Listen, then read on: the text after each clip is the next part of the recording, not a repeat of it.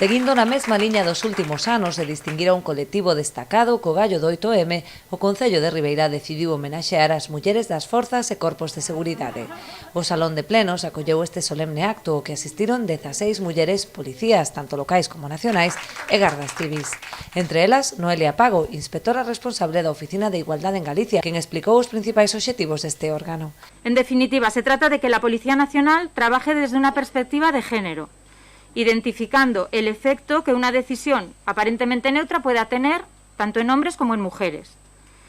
Por ejemplo, por poner un ejemplo, el más reciente, a partir del año que viene desaparece la altura como uno de los requisitos para los y las aspirantes a Policía Nacional.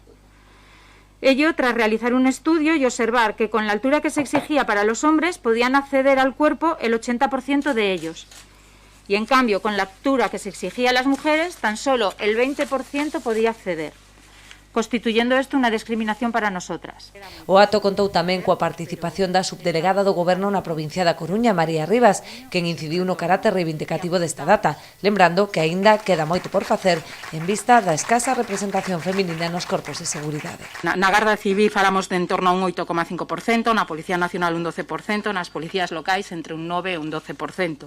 Polo tanto, creo que as cifras son bastante evidenciadoras de que o camiño todavía é longo e hai que percorrelo. Pola súa banda, o alcalde de Ribeira destacou os últimos pasos dados polo Concello en materia de igualdade, como a posta en marcha do cuarto Plan Municipal de Igualdade ou o compromiso de adherirse ao sistema Biogen.